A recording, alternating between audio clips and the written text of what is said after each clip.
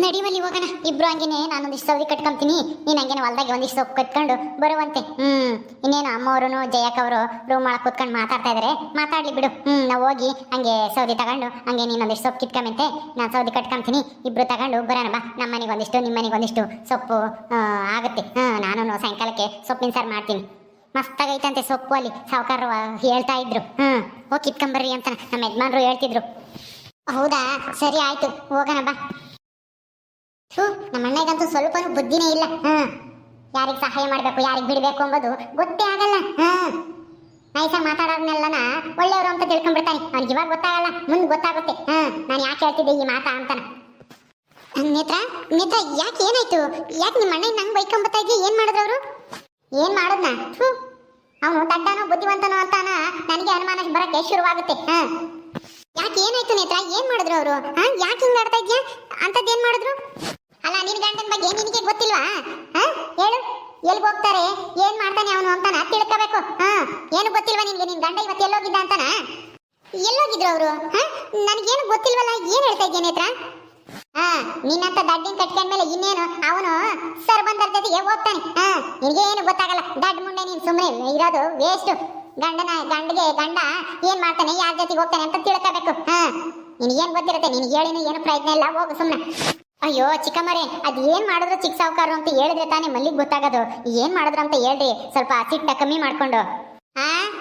ಇವಳು ಗಂಡ ನಮ್ಮ ಅಣ್ಣಯ್ಯ ರಾಜ, ಅವನು ಆಗ ದೇವಮ್ಮನ ಮಗ. ಮತ್ತೆ ಆ ಸೂಜಿಗುನು ಬ್ಯಾಂಕ್ನ ಲೋನ್ ಕೊಡ್ಸಕ್ಕೆ ಶ್ಯೂರಿಟಿಗೆ ಆಗ್ತಾನಂತೆ. ಅದಕ್ಕೆ ಇವತ್ತು ಬ್ಯಾಂಕಿಗೆ ಹೋಗಿ ಕರ್ಕೊಂಡು ಹೋಗಿ ಬಂದೇನೆ ಅವರಿಬ್ರು. ಇದು ಗೊತ್ತಿಲ್ವಾ ನಿನ್ಗೆ? ಹೌದಾ? ಅಯ್ಯೋ, ಇದು ಗೊತ್ತಿರ್ಲಿಲ್ಲ ನೇತ್ರ. ಹೋಗ್ಲಿ ಬಿಡು, ಈಗೇನೋ ಸಾಲ ಕೊಡಿಸ್ತಾರೆ ತಾನೆ, ಕೊಡಿಸ್ಲಿ ಬಿಡು. ಅವ್ರಿಗೇನೋ ಸಾಲ ಬೇಕಿತ್ತೇನೋ, ಅದಕ್ಕೆ ಕೊಡಿಸ್ತಾ ಇದ್ದಾರೆ. ನಾನು ಹೋಗಿ ನಿನ್ನಂತ ದಡ್ಡಿ ಹತ್ರ ಹೇಳ್ತಾ ಇದ್ದೀನಲ್ಲ, ನಿನಗೆ ಹೇಳಿ ಏನ್ ಪ್ರಯತ್ನ? ನಿನಗೆ ಗಂಡನ ಬಗ್ಗೆನೇ ಗೊತ್ತಿಲ್ಲ, ಎಲ್ಲಿಗೆ ಹೋಗ್ತಾನೆ ಏನು ಅಂತ ತಿಳ್ಕೊಂಡಿಲ್ಲ ನೀನು. ಬರೀ ಯಾವಾಗ್ಲೂ ಮೂರೊತ್ತೂ ತಿನ್ನೋದು ಉಣ್ಣೋದು ಮುಸ್ರೆ ತಿಕ್ಕೋದು ಇದೇ ಆಯ್ತು ನಿನಗೆ. ನಾನು ಹೋಗಿ ನಿನಗೆ ಹೇಳ್ತಿದ್ದೀನಲ್ಲ, ಹೋಗು. ಹೋಗ್ಲಿ ಬಿಡು, ನನಗೇನು ಹೇಳ್ಬೇಡ. ಸರಿ ಬಾ ಗುಲಾಬಿ, ಹೋಗೋಣ. ನಾವು ಹೊಲಕ್ಕೆ ಹೋಗ್ತೀವಿ. ನಾವು ಸೊಪ್ಪು ಕಿತ್ಕೊಂಡು ಹಂಗೆ ಒಂದಿಷ್ಟು ಸೌದೆ ತರ್ತೀವಿ. ಅತ್ತೇನು ಇವರು ದೊಡ್ಡಮ್ಮನು ಅಲ್ಲಿ ಒಳಗಿರ್ಬೇಕೇನೋ, ನೋಡೋಗಿ ಹೋಗಿ. ಇವಳಿಗೇನು ಗೊತ್ತಿಲ್ವಾ ಅಥವಾ ಗೊತ್ತಿದ್ರೆ ನಾಟಕ ಮಾಡ್ತಾ ಇದ್ದಾಳು? ನಾನು ಎಲ್ಲಿ ಇವಳನ್ನ ಬೈತೀನೋ ಅಂತಾನ ಗೊತ್ತಿಲ್ಲ ಅಂತ ಹೇಳ್ತಾ ಇದ್ದಾಳೆ ಅನ್ಸುತ್ತೆ. ನೇತ್ರ ನೇತ್ರ, ಯಾಕೆ ನೇತ್ರ ಇಷ್ಟೊಂದು ಬಾಯ್ ಮಾಡ್ತಾ ಇದ್ದೀವಿ? ಏನಾಯ್ತು? ಅತ್ತೆ ಎಲ್ಲಿ ಅಮ್ಮಯ್ಯ? ನಿಮ್ಮ ಅಮ್ಮಯ್ಯ ಒಳಗಿದ್ದಾಳೆ. ಯಾಕಮ್ಮ, ಯಾಕೆ ಇಷ್ಟೊಂದು ಸಿಟ್ಟು ಮಾಡ್ಕೊಂಡಿದ್ವಿ? ಏನಾಯ್ತು? ಯಾಕೆ ಅಂದ್ರೆ ನಿನ್ನಳಿಯ ನೋಡಲಿ ಹೋಗಿ ನಮ್ಮ ಶತ್ರುಗಳಿಗೆ ಸಹಾಯ ಮಾಡ್ತಾ ಇದ್ದಾನೆ. ಎಲ್ಲಿ ಅಮ್ಮಯ್ಯ, ಕರೀಲಿ ಜಲ್ದಿ. ಅದ್ಕೆ ನೇತ್ರ ಕರಿತಾ ಇದ್ದಾಳೆ, ಬರೀ ಇಲ್ಲಿ ಜಲ್ದಿ. ಏನೇ ಜಯಮ್ಮ, ಯಾಕೆ ಯಾಕೆ ಏನಾಯ್ತು? ಏನೇತ್ರಮ್ಮ? ಹುಡುಗರು ಮನೆ ಕಂಡವ್ರೆ, ಅದಕ್ಕೆ ನಾನು ಅಲ್ಲೇ ಕುತ್ಕೊಂಡಿದ್ದೆ. ಅಯ್ಯೋ, ಅವ್ರು ಮನೆ ಕಂಡಿರ್ತಾರೆ, ಇನ್ನೂ ಎದ್ದಾಳಲ್ಲ. ಬಾ ಇಲ್ಲಿ. ನಿನ್ ಮಗ ಮಾಡಿರೋ ಕೆಲಸನ ಕೇಳಿದ್ರೆ ನೀನು ಏನಂತೀಯ ಏನೋ? ಬಾ ಇಲ್ಲಿ, ಹೇಳ್ತೀನಿ. ಯಾಕೆ ನೇತ್ರಮ್ಮ, ಏನ್ ಮಾಡ್ದ ಈ ರಾಜ? ಏನ್ ಮಾಡ್ದ ತಿರ್ಗಾನ? ಆ ಸೂಜಿಗೂ ಕಾಂತಗುನು ಸಾಲ ಕೊಡ್ಸಕ್ಕೆ ಬ್ಯಾಂಕಿಗೆ ಕರ್ಕೊಂಡು ಹೋಗಿದ್ದೆ ಇವತ್ತು ಅಣ್ಣಯ್ಯ. ಬ್ಯಾಂಕಿಂದ ಬರ್ಬೇಕಾದ್ರೆ ನಾನೇ ಮಾತಾಡ್ಸ್ಕೊಂಡ್ ಬಂದೆ ಈಗಿನ. ನೋಡು, ಅವ್ರಿಗೆ ಸಹಾಯ ಮಾಡ್ತಾನೆ, ನನಗೇನಾದ್ರೂ ಸಹಾಯ ಮಾಡು ಅಂತ ಕೇಳಿದ್ರೆ ನನಗೆ ಬಾಯಿ ಮುಚ್ಚಿಸ್ತಾನೆ. ನೋಡಿ ಹೆಂಗೈದ ನಿನ್ ಮಗ.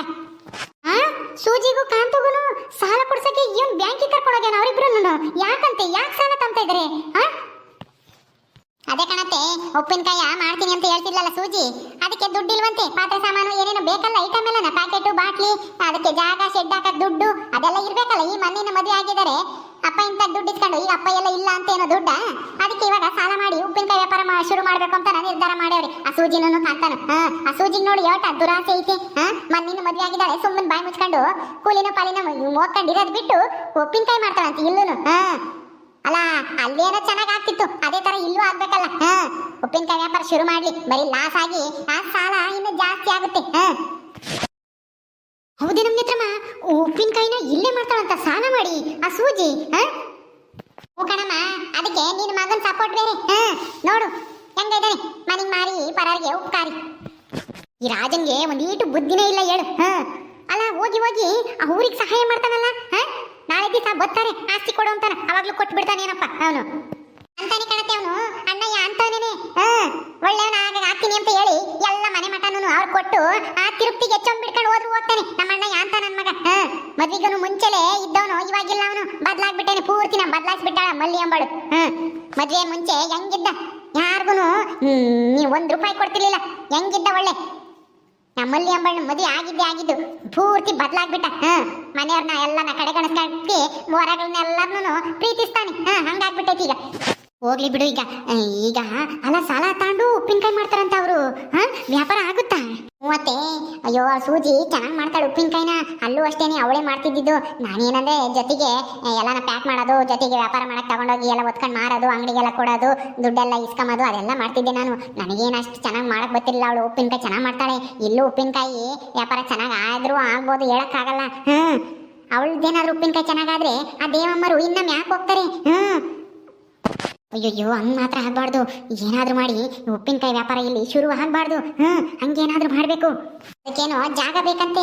ಇಲ್ಲೆಲ್ಲಾದ್ರೂ ಜಾಗ ಕೊಡಿಸೋ ಅಂತ ಅಪ್ಪಯ್ಯನೇ ಕೇಳ್ಬೋದು. ಅಪ್ಪಯ್ಯ ಹೇಳ್ಬಿಡು, ನೀನು ಮಾತ್ರ ಯಾವುದೇ ಕಾರಣಕ್ಕೂ ಜಾಗ ಕೊಡಿಸ್ಬಾರ್ದು ಅಂತಾನೆ. ಅವ್ರು ಉಪ್ಪಿನಕಾಯಿ ಮಾಡೋಕ್ಕೆ ಇಲ್ಲೆಲ್ಲೂ ಯಾವ ಇಲ್ಲಿ ನಮ್ಮೂರಾಗೇನೆ ಜಾಗ ಇಲ್ದಂಗೆ ಮಾಡಬೇಕು. ಅಮ್ಮ ಈಗಲೇ ಅಪ್ಪಯ್ಯನ ಕರೆಸಿ ಜಾಗ ಮಾತ್ರ ಕೊಡಿಸ್ಬೇಡ ಅಂತ ಹೇಳು. ಉಪ್ಪಿನಕಾಯಿ ಮಾಡಕ್ಕೆ ಬಿಡಬೇಡ ಅಂತಾನ ಹೇಳ್ಬಿಡು. ಆಣೆ ಮಾಡಿಸ್ಕೆ ಹೇಳ್ತೀನಿ. ಅವ್ರಿಗೆ ಮಾತ್ರ ನೀನು ಸಹಾಯ ಮಾಡಬಾರ್ದು ಉಪ್ಪಿನಕಾಯಿ ಮಾಡಕ್ಕೆ ಅಂತಾನ. ಹೌದಕ್ಕೆ ಹಂಗೆ ಮಾಡ್ರಿ. ಅಣ್ಣಗೆ ನಾನು ಹೇಳ್ತೀನಿ, ಬರ್ಲಿ ಇರು. ಅಯ್ಯೋ ಇದಕ್ಕೆ ನಿಮ್ಮ ಅಣ್ಣ ಒಪ್ಕೋಬೇಕಲ್ಲ. ಆ ದೇವಿ ಅಂದ್ರೆ ಬೋಲ್ ಪ್ರೀತಿ ನಿಮ್ಮ ಅಣ್ಣಗೆ. ಅವಳ ಮಕ್ಕಳು ಅಂದ್ರೆ ತುಂಬಾ ಪ್ರೀತಿ. ಅದಕ್ಕೆ ತಾನೆ ಒಳ್ಳೆ ಮನೆಗೆ ಗಂಡು ಹುಡುಕಿ ಆ ಕಂಬಳಿ ಮದುವೆ ಮಾಡಿ ಕಳ್ಸಿದ್ದು. ಈ ಕಂಬಳಿ ಸಾವುಕಾರ ಮನೆ ಸ್ವಾಸಿ ಆಗ್ಯವಳೆ. ಈ ಅಪ್ಪಗೆ ಅದೇನ್ ಪ್ರೀತಿನೋ ಏನೋ. ನನಗೂ ನನ್ನ ಮೇಲೂ ನನ್ನ ಮಕ್ಕಳ ಮೇಲೂ ಇಲ್ದೇ ಇರೋ ಪ್ರೀತಿ ಆ ದೇವಿ ಮೇಲೂ ಆ ದೇವಿ ಮಕ್ಕಳ ಮೇಲೂ ಐತಿ. ನಾವ್ ಹೇಳ್ಬಿಟ್ಟ ಕೇಳ್ಬಿಡ್ತಾನ ನಿಮ್ಮ ಅಣ್ಣಯ್ಯ. ಸುಮ್ಮನೆ ಜಯಮ್ಮ. ಯಾಕೆ ಕೇಳಲ್ಲ ಅದಕ್ಕೆ? ಯಾಕೆ ಕೇಳಲ್ಲ ಹೇಳ್ರಿ? ನಾವೇನೋ ಒಂದು ಕೇಳ್ತೀವಿ, ಅದು ನಾನು ನಡೆಸ್ಕೊಡ್ಬೇಕು ಅಂತ ಹೇಳಿ ಆಣೆ ಮಾಡಿಸ್ಕೊಳ್ರಿ. ಆಣೆ ಪ್ರಮಾಣ ಮಾಡಿಸ್ಕೊಂಡು ದೇವ್ರ ಮೇಲೆ ಆಣೆ ಇಕ್ಕಿಸ್ಕೊಳ್ರಿ. ಆಮೇಲೆ ಹೇಳೋಣ ಹಿಂಗೆ ಮಾಡ್ಕೊಡ್ಬೇಡ್ರಿ ಅವ್ರಿಗೇನು ಸಹಾಯನ ಅಂತಾನ. ಆ ರಾಜನ್ಗೂ ಹೇಳಿದ್ರೆ ಅವಾಗ ಜಾಗ ಸಿಗಲ್ಲ ಅವ್ರಿಗೆ. ಹೆಂಗ್ ಮಾಡ್ತಾರೆ ಜಾಗನ? ಅಣ್ಣಯ್ಯನೇ ಮುಂದೆ ನಿನ್ಸಿ ಓಡಿಸ್ಬೇಕು, ಇಲ್ಲಾಂದ್ರೆ ಪಂಚಾಯತಿಯರು ಅಂತೂ ಕೊಡಲ್ಲ. ಹೌದು ಕಣಮ್ಮ, ಇಲ್ಲಿ ಮಾತ್ರ ಯಾವುದೇ ಕಾರಣಕ್ಕೂ ಅವರಿಗೆ ಉಪ್ಪಿನಕಾಯಿ ಮಾಡಕ್ ಮಾತ್ರ ಜಾಗ ಸಿಗಬಾರ್ದು. ಹಂಗ್ ಮಾಡು. ಏನ್ ಮಾಡ್ತೀಯ ಗೊತ್ತಿಲ್ಲ, ಒಟ್ಟಿನಲ್ಲಿ ಆ ಸೂಜಿ ಮಾತ್ರ ಇಲ್ಲಿ ಉಪ್ಪಿನಕಾಯ ಶುರು ಮಾಡಬಾರ್ದು. ಕೂಲಿ ಹೋಗ್ಬೇಕು ಅವಳು. ಕೂಲಿ ಹೋಗಿ ಅಯ್ಯೋ ಅನ್ಬೇಕು, ಇವನು ಕಟ್ಕೊಂಡು ನನ್ನ ಜೀವನ ನರಕ ಆಯ್ತು ಅಂತಾನ ಗೋಳಾಡ್ಬೇಕು ಆ ಸೂಜಿ. ನನ್ ಮಾತು ಕೇಳ್ದಲೆ ಆ ಕಾಂತನ್ ಮದುವೆ ಆಗಿಕ್ಕೆ ಸರಿಯಾಗಿ ಶಿಕ್ಷೆ ಅನುಭವಿಸ್ಬೇಕು ಅವಳು. ಹಂಗಾಗ್ಬೇಕು ಅವಳು ಜೀವನ. ಅವಾಗ್ಲೇ ಮತ್ತೀಗ ನನ್ನ ಬೆಲೆ ಏನು ಅಂತಾನ ಅವ್ರಿಗೆ ಗೊತ್ತಾಗೋದು. ಕಣಮ್ಮ ನೇತ್ರಮ್ಮ, ನನಗೂ ಹಂಗೆ ಅನ್ನಿಸ್ತೈತೆ. ನನ್ನ ಮಾತು ನಿನ್ನ ಮಾತು ಕೇಳ್ದಲೇನೆ ಓ ಕಾಂತನ್ನ ಮದುವೆ ಆಗ್ಬಿಟ್ಲಲ್ಲ ಅವಳು ಸೂಜಿ. ನಾವೇನು ಸುಳ್ಳು ಹೇಳಿ ಏನೇನೋ ಯಾಮಾರ್ಸಕ್ ಹೋದ್ರು ನೋಡ್ದ ನಮ್ಮನ್ನೇ ಯಾಮಾರ್ಸ್ಬಿಟ್ಟು ಸುಳ್ಳು ಹೇಳಿ ಮದುವೆ ಮಾಡ್ಕೊಂಡ್ಬಿಟ್ರು ಕೊನೆಗೂ. ಅಪ್ಪಯ್ಯ ಒಂದ್ ಸ್ವಲ್ಪನ ಈ ಮನಸ್ಸು ಮಾಡಿದ್ರೆ ಈ ಮದುವೆನ ನಿಲ್ಲಿಸ್ಬೋದಾಗಿತ್ತು. ಏನ್ ಮಾಡ್ತೀಯ? ಎಲ್ಲದಕ್ಕೂ ಅಪ್ಪಯ್ಯನಿ ಮುಂದೆ ನಿಂತ್ಕೊಂಡು ಮದುವೆ ಮಾಡ್ತು. ಅದಕ್ಕೆ ಆಯ್ತು. ಇಲ್ಲಾಂದ್ರೆ ಈ ಮದುವೆ ಆಗಕ್ಕಂತೂ ನಾನಂತೂ ಬಿಡ್ತಿರ್ಲಿಲ್ಲ. ಏನ್ ಮಾಡೋದು, ಈ ಅಪ್ಪಯ್ಯನ ಎದ್ರಾಕೊಂಡು ಏನು ಮಾಡಕ್ ಆಗಲ್ವಲ್ಲ.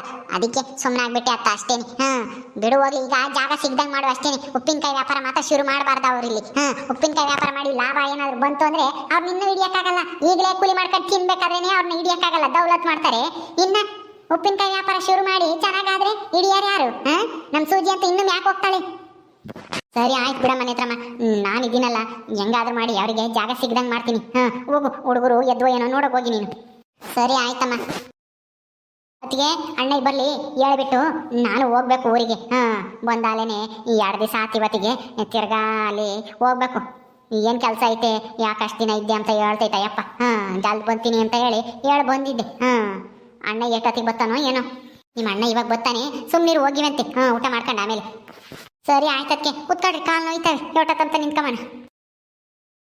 ಓಕೆ ಸ್ನೇಹಿತರೆ, ಈ ವಿಡಿಯೋನ ಇಲ್ಲಿ ಮುಗಿಸ್ತಾ ಇದ್ದೀವಿ. ಈ ಕಥೆಯನ್ನು ಮುಂದುವರಿಯುತ್ತೆ. ನಿಮ್ಮೆಲ್ಲರಿಗೂ ಈ ವಿಡಿಯೋ ಇಷ್ಟ ಆದರೆ ಲೈಕ್ ಮಾಡಿ, ಶೇರ್ ಮಾಡಿರಿ. ಹಾಗೆ ಇನ್ನು ಯಾರ್ಯಾರು ನಮ್ಮ ಚಾನಲ್ ಸಬ್ಸ್ಕ್ರೈಬ್ ಮಾಡ್ಕೊಂಡಿಲ್ವೋ ದಯವಿಟ್ಟು ಸಬ್ಸ್ಕ್ರೈಬ್ ಮಾಡ್ಕೊಳ್ರಿ. ಮುಂದಿನ ವಿಡಿಯೋದಲ್ಲಿ ಸಿಗ್ತೀವಿ. ನಮಸ್ಕಾರ.